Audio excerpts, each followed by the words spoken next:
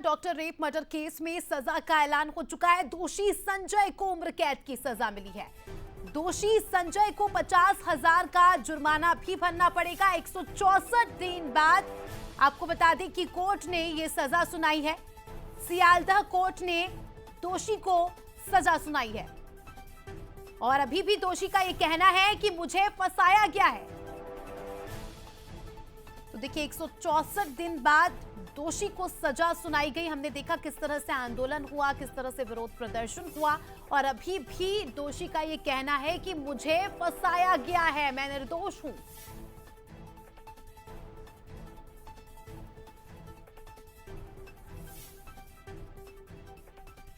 चलिए इसी के साथ हमारे एग्जीक्यूटिव एडिटर सुनील सिंह बघेल जी हमारे साथ जुड़ चुके हैं फोन लाइन पर, उनसे जानकारी लेंगे। सर 164 दिन बाद इस दोषी को सजा सुनाई गई है, लेकिन दोषी का अभी भी ये कहना है कि मुझे फंसाया गया है। क्या कुछ कहेंगे सर आप इस पूरे मामले को लेकर? जी, ये तो संजय ने 18 तारीख को जब सजा सुनाई गई थी तब भी संजय का यही जज से कहना था कि मुझे फंसाया गया है और मुझे फ्रेम किया गया है और बाकी और जो लोग मुझे फंसाने वाले हैं उनको सबको छोड़ दिया गया है। तो उस पर भी जज ने यही कहा था कि मैंने पूरे सारे सबूतों की, गवाहों की अच्छी तरह से पड़ताल की है और उसके बाद मैं इस नतीजे पर पहुंचा हूं कि तुम इस रेप और मर्डर के दोषी हो। लेकिन अब एक और इसमें, हालांकि कुछ भी कहना हो संजय राय का, लेकिन उसकी मदर का जो एक वो बयान आया है सजा के सुनाने के जस्ट पहले, तो उसकी मां ने कहा यदि मेरे बेटे को हैंग भी किया जाता है तो इससे कोई समस्या नहीं है।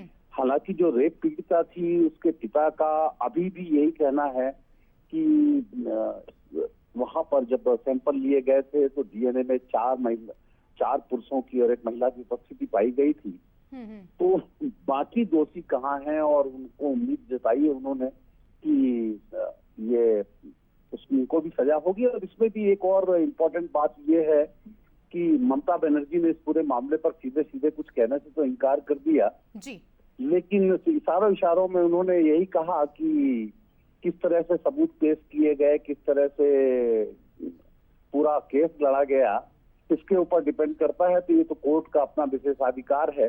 अब देखने वाली बात यह होगी कि सीबीआई कोर्ट इसे स्वीकार कर लेती है या फिर जिस तरह से हंगामा हुआ था उसको लेकर के सजा के जो कम सजा मिली है, सीबीआई ने कोर्ट में फांसी की सजा की मांग की थी लेकिन कोर्ट ने उसे स्वीकार नहीं किया और इसे रेयरेस्ट ऑफ रेयर नहीं माना। और देखने वाली बात यह होगी कि अब इसको हाई कोर्ट में अपील करती है सीबीआई या फिर इसी सजा को स्वीकार करके पूरे मामले का पटाक्षेप मान लिया जाता है। जी बिल्कुल सर, अब ये देखने वाली बात होगी। हालांकि पहले आरोपी को तो सजा सुना दी गई है लेकिन अभी भी जांच होगी और बड़े खुलासे हो सकते हैं। फिलहाल के लिए आपका शुक्रिया सर जुड़ने के लिए और जानकारी के लिए। तो कोलकाता का आरजीकर मेडिकल कॉलेज और जिस वारदात को यहां पर अंजाम दिया गया, वाकई दिल दहला देने वाली वारदात और इसका असर पूरे देश भर में हमने देखा। देश भर के डॉक्टर्स में आक्रोश था, मध्य प्रदेश के डॉक्टर्स में भी आक्रोश था इस घटना को लेकर और हमने देखा कि किस तरह से विरोध प्रदर्शन हुआ। लगातार डॉक्टर को इंसाफ दिलाने की मांग की जा रही थी। डॉक्टर हड़ताल पर भी बैठे, कई दिनों तक काम भी बंद रखा और देखिए 164 दिन बाद बड़ा फैसला यहां पर सुनाया गया है। जो आरोपी है उसे उम्र कैद की सजा, लेकिन अभी भी जांच पड़ताल जारी है। हो सकता है आने वाले समय में और भी नाम सामने आए, क्योंकि पीड़िता के घर वालों का कहना है, परिजनों का कहना है कि एक इंसान मिलकर इस तरह की वारदात को अंजाम नहीं दे सकता।